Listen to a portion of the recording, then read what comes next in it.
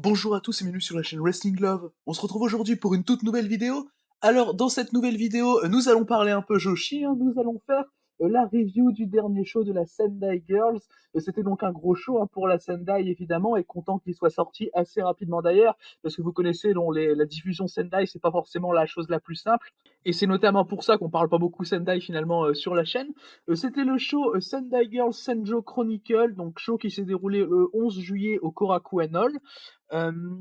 Personnellement, le show me hypait bien. Bon, la carte dans l'ensemble, c'était pas ce qui était, ce qui donnait le plus envie, mais t'as le main event qui faisait ma hype pour le show, hein, finalement, qui est le Shiro Hashimoto contre Mio Momono, qui a deliver, hein, on en parlera en temps venu, mais qui me hypait énormément à titre personnel, donc qui était pour le titre World, hein, de la Sendai, qui était enfin défendu dans un 1 contre 1, qui avait pas été défendu dans un 1 contre 1 depuis Hashimoto contre Syuri, en février 2020, il me semble. Donc bon, ça fait quand même un bon bout de temps. Voilà, il y a des problèmes à la Sendai au niveau des titres, au niveau des diffusions aussi, comme j'ai dit. Mais bon, voilà, il y a des choses qui s'arrangent avec le temps. Là, on espère que le titre World sera plus défendu. Mais du coup, on va commencer la review. On va rentrer dans le vif du sujet de ce show Sendai Girls Senjo Chronicle 2021. En opener, on avait Yumi Oka qui affrontait Yurika Oka dans un 1 contre 1. Le match a duré un peu plus de 11 minutes. Victoire de Yumi Oka, pardon, je vais y arriver, assez logique. Yumi Oka, donc, qui est la vétérante dans ce match, qui a 42 ans. Yurika Oka, qui est l'actuelle championne junior, hein, de la Sendai, qui a 17 ans. Enfin voilà, vous voyez clairement dans quelle histoire est parti le match, hein, finalement. C'est vraiment vétérante contre rookie peu expérimenté. Et le match est très cool, finalement. On a une bonne opposition entre la vétérane, je sais pas comment on dit, Yumi Oka, et une jeune catcheuse comme Yurika Oka. Oka, quand même, Yurika Oka a quelques bonnes offenses, ça, franchement. Elle a essayé quelques bonnes petites soumissions. J'ai trouvé ça cool personnellement, mais évidemment, Yumi Oka gagne le match. C'est la plus expérimentée, c'est logique. Moi, personnellement, j'ai mis 3,25 et j'étais pas loin du 3,5 parce que franchement, je trouve que ça avait super bien le taf pour commencer un show finalement. Voilà, Yurika Oka gagne de l'expérience avec ce match, c'est bien fait. Puis bon, ça décrédibilise pas Yumi Kaoka, quoi. Elle perd contre une Yumioka hyper expérimentée. Enfin voilà, et puis c'est pas Yumioka qui va aller vers le junior. Et non, franchement, en tout cas, ça fait plaisir d'avoir un opener aussi bien fait. On n'en a pas souvent des bons openers comme ça dans le Joshi. Bon, à part chez TGP où on en a souvent pour le coup, mais c'est assez rare des bons openers comme ça fait vraiment super bien le taf. Et pour le coup, ouais, j'étais pas loin du 3,5 parce que c'est vraiment, vraiment bien fait. Et Yumioka, donc franchement, je trouve qu'elle a fait le taf dans le match de toute façon. Du coup, voilà pour cet opener. On va maintenant passer au deuxième match du show. Le deuxième match du show, c'était là aussi un 1 contre 1. Sakura Hirota affrontait Aiger. Alors, le match fait sens après ce qui s'est passé à Joshi Puroresu Big Show in Niigata, où tu avais eu un tag avec Hirota et Aiger. Bon, tu avais eu une petite storyline qui avait été commencée. Là, tu arrives sur le 1 contre 1 dans un Korakuen. Bon, moi, ça me paraît logique. La storyline n'est pas spécialement importante, mais bon, ça me choque pas qu'on ait un 1 contre 1. Personnellement, j'ai trouvé le match bon. Après, bon, ça reste le match que j'ai le moins aimé du show, mais j'ai quand même mis 3,25, hein. Pour le coup, bah, le show est bien quali, hein, de toute façon, dans son ensemble.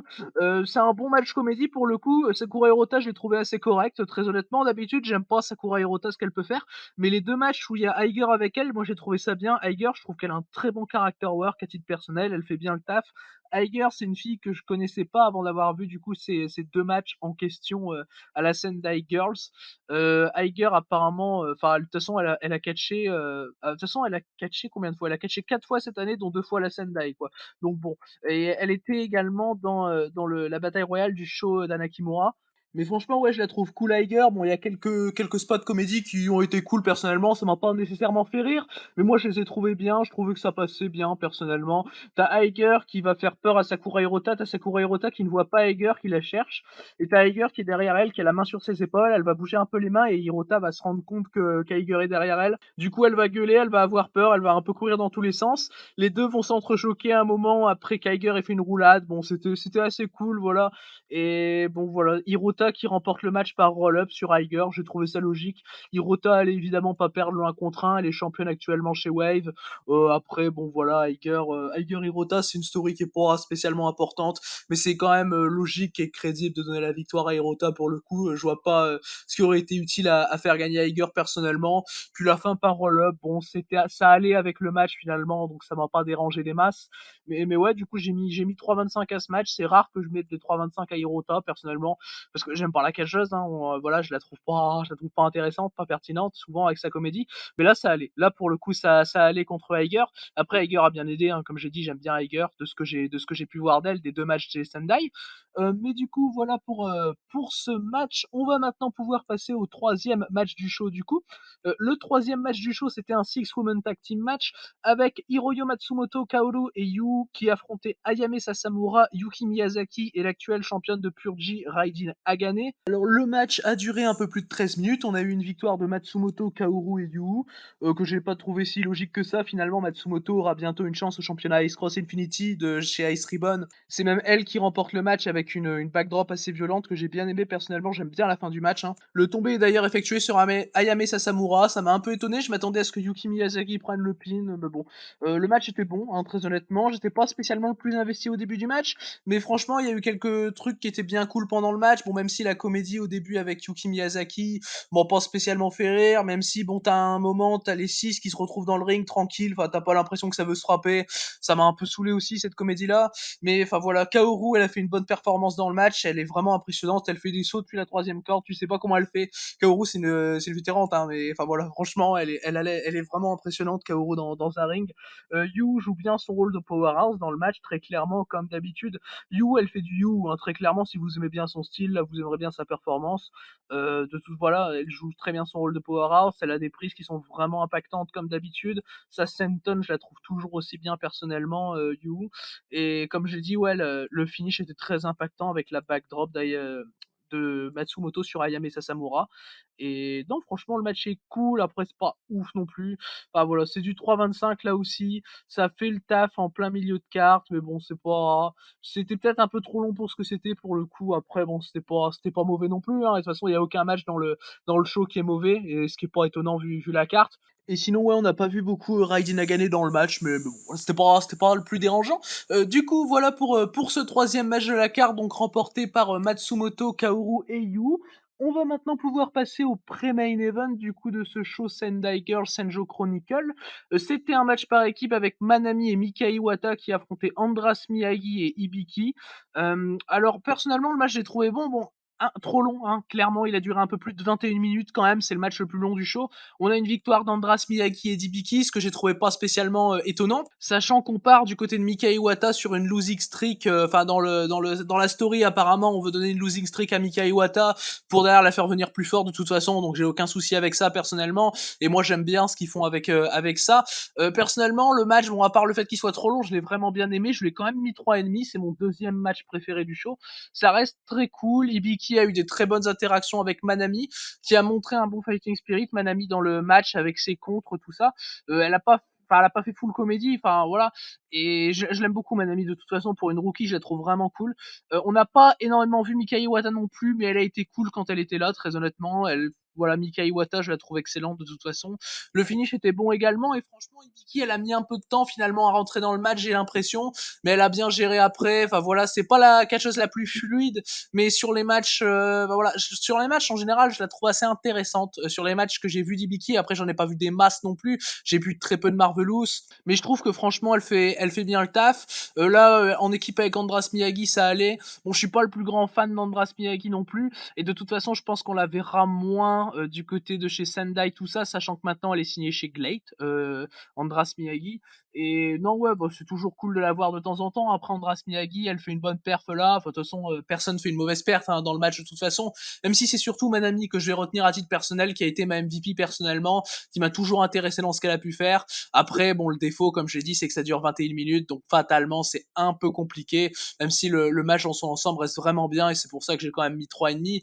Mais voilà, c'était un peu trop long, surtout avant le gros main event qu'on avait. Donc voilà, ça m'a peut-être un peu dérangé, mais voilà, ça m'a pas empêché d'être vraiment à fond dans le main event, très très clairement. Du coup, voilà pour ce match par équipe, donc je pense pas qu'il y ait grand chose à dire de plus sur le match. Du coup, victoire d'Andras Miyagi et d'Ibiki. On peut maintenant passer du coup au main event de ce show, qui était évidemment le match qui m'a hypé le plus, et même le seul match qui m'a hypé vraiment, hein, du show. C'était Shiro Hashimoto qui défendait son championnat Sendai Girls World contre Miyo Momono. Donc comme j'ai dit, c'était le premier match solo pour le Sendai Girls World depuis le Hashimoto contre Syuri en février 2020. Et franchement, c'était un match qui était plutôt intéressant parce que Miyu Momono avait quand même battu Shiro Hashimoto pour lui prendre pardon les championnats Sendai Girls Tag lors du show Joshi Puroresu Big Show in Niigata. Miyu Momono, c'est une catcheuse que je trouve vraiment excellente. Bon, je trouve qu'on en fait peut-être un peu trop certaines fois avec Miyu Momono, mais je la trouve vraiment très très cool. Après, elle est pas incroyable non plus et elle aura le temps de progresser de toute façon. Elle est encore très jeune, hein, Miyu Momono. Elle a quoi je sais plus quel âge elle a, Miyu Momono, 22-23 ans, quoi. Enfin voilà, elle a le temps de progresser évidemment. Et le match était excellent, hein, de toute façon. C'est mon match préféré de ces Sendai cette année. J'ai mis 4,25 personnellement. Enfin voilà, c'est quand même une belle grosse note, hein. Je suis pas quelqu'un qui va lâcher facilement les 4,25 de toute façon. Shiro Hashimoto conserve son titre assez logiquement dans un match de 20 minutes. Bon, un peu plus court que le pré-main event malheureusement, mais bon, ça reste excellent. Et pour moi, c'est le meilleur match de la jeune carrière de Miyu Momono. Enfin, le meilleur match que j'ai pu voir en tout cas, parce que j'ai pas non plus vu des masses encore une fois de Miyu Momono. Le match est très très bien construit, l'histoire est vraiment bien racontée. En fait, t'as Miyu Momono qui veut clairement, enfin, qui met tout pour battre Hashimoto parce que clairement, une victoire comme ça contre Hashimoto pour un titre World comme ça, enfin surtout dans la compagnie d'Hashimoto, enfin c'est pas dans la compagnie Momono quoi, enfin vous voyez. Et finalement, tout le contexte autour du match fait qu'elle peut prendre un step up définitivement énorme. Hein, Miyu Momono, si elle gagne le match, du coup, elle sait à quel point elle peut avoir une évolution si elle bat Hashimoto dans cet 1 contre 1 et du coup ça engage tout le fighting spirit finalement du Miyu Momono qui va finalement beaucoup dominer le match, ce que j'ai vraiment trouvé surprenant mais loin d'être illogique par rapport à comment a été fait le match, par rapport à la construction du match. J'ai trouvé ça vraiment très très bien et franchement, elle va travailler très très bien le bras de Shiro Hashimoto durant le match. On est clairement concentré sur ça, sur un bon travail du bras de Momono qui va bien amener certaines soumissions, mais elle va pas faire que travailler le bras. Pour le coup, elle va un peu varier son offense. J'ai bien aimé. Dans le match, elle va réussir à placer 2 fois une sunset flip, une sunset bomb pardon, sur Hashimoto. À chaque fois, Hashimoto va réussir à se dégager. Moi, j'ai trouvé que c'était des gros moments finalement par rapport au match. Momono arrive quand même à passer pas loin de Bachiro Hashimoto. Bon, comme je l'ai dit, Hashimoto va conserver le titre. Mais et le selling d'ailleurs d'Hashimoto dans le match était génial. Elle vend super bien, elle met super bien over Momono, c'est assez taré. Momono a été intelligente, mais Hashimoto est juste plus expérimenté. À chaque fois qu'Hashimoto a un retour, c'est très impactant, plus impactant que ce que peut faire Momono, et elle lui montre finalement l'expérience que Momono n'a pas. Hein, voilà, et c'est ça qui fait la différence dans le match par rapport à comment ça a été raconté. La seule chose qui m'a peut-être déçu finalement par rapport au match, c'est le finish du match. Et bah, voilà, c'est pour ça, je pense pas que j'aurais pu passer à 4,5 très honnêtement par rapport au match, mais pour le coup, je m'attendais à un meilleur finish parce qu'en fait, t'as Hashimoto qui fait sa German, une grosse German sur Miyu Momono, et elle avait fait la même German finalement sur Momono au Shogai Aizum, elle avait réussi à pin Miyu Momono. Du coup, là, je m'attendais à ce que Momono se dégage de la German pour que ça montre une certaine évolution finalement dans le personnage de Miyu Momono, dans son caractère, enfin voilà, une évolution par rapport à la domination d'Hashimoto finalement lors du Shogai Aizum. Et le fait qu'elle arrive pas à se dégager de la German en question, justement, c'est avec ça qu'Hashimoto conserve son championnat Sendai World. Moi, ça m'a un peu dérangé personnellement et c'est ça qui m'a un peu déçu. Mais sinon, dans son ensemble, le match est excellent, comme j'ai dit. Enfin voilà, comme j'ai dit, par rapport à l'histoire, par rapport à la construction, par rapport au work des deux catcheuses. Et très honnêtement, comme j'ai dit, pour moi, c'est le meilleur match de la carrière de Miyu Momono. Encore une fois, de ce que j'ai vu, hein, j'ai pas tout vu de Miyu Momono, mais c'est un match qu'à titre personnel, je peux que conseiller. Personnellement, c'est un gros main event. Enfin voilà, comme on les aime dans le Joshi, c'est très bien fait. Et surtout que elles partent pas de rien, les filles, elles arrivent à construire leur match finalement d'une manière qui m'a surpris, mais d'une manière complètement pas illogique, quoi. Et donc j'ai trouvé ça génial personnellement. C'est un bon 4,25 pour ma part, et du coup une conservation de Shiro Hashimoto. Je pense qu'elle ira affronter bientôt Takumi Iroha, et que Takumi Iroha lui prendra sûrement le titre Sendai World à mon sens. Enfin voilà, Takumi Iroha quand elle reviendra de blessure, je pense que ça ira vers le Sendai World, comme ce qui avait été teasé à la fin du show. Il me semble que c'est du Shogai Aizum. Je sais plus si c'est le Shogai Aizum ou le show Joshi Puroresu Big Show in Niigata, l'apparition de Takumi Iroha, mais comme ça avait été teasé précédemment, moi je pense qu'on aura le droit à Hashimoto Iroha et qu'Iroha lui prendra la ceinture. Mais en tout cas, ce genre de match, ça fait très bien progresser Miyu Momono et ça lui apporte finalement des éléments pour le futur de sa carrière, pourquoi pas.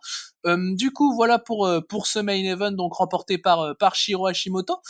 Du coup, par rapport au show dans l'ensemble, personnellement, je l'ai trouvé très bien, hein. Franchement, le show est très, très solide. Bon, il y a pas de mauvais matchs, hein, qu'on soit bien d'accord.